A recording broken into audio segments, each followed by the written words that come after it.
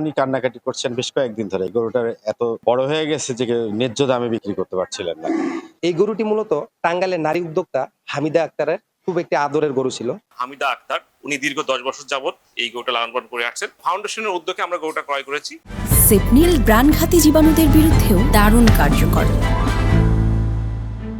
ফেসবুকে দেখেছি যে উনি কান্নাকাটি করছেন বেশ কয়েকদিন ধরে। গরুটার এত বড় হয়ে গেছে যে ন্যায্য দামে বিক্রি করতে পারছিলেন না।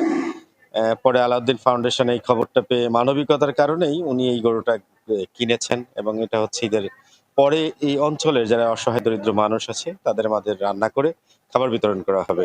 এই বিষয়টা আসলে আমাদের কাছে বেশ ভালো লেগেছে।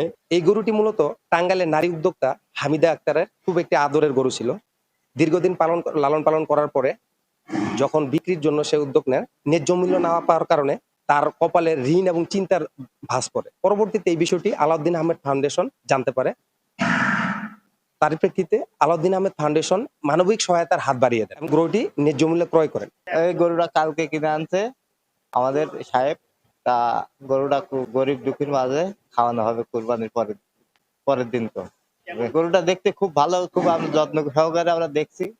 খুব খাওয়ান দাওয়ান করাছি, গোসল করাছি, কোনো সমস্যা নাই। আমরা দেখেছি যে টাঙ্গাইলের উদ্যোক্তা হামিদা আক্তার উনি দীর্ঘ 10 বছর যাবত এই গরুটা লালন পালন করে আসছেন, কিন্তু আমরা দেখলাম যে গরুটা উনি বিক্রি করতে পারছেন না এবং অনেক ঋণগ্রস্ত হয়ে গেছেন এবং হতাশাগ্রস্ত ছিলেন। তো ফাউন্ডেশনের উদ্যোগে আমরা গরুটা ক্রয় করেছি। এই গরুটা ঈদ পরবর্তী তৃতীয় দিন আমরা এলাকার বিভিন্ন অসহায় দরিদ্রের মাঝে আমরা এর মাংস বিতরণ করবো, বড়দের রান্না করে ভালোবাসা করে।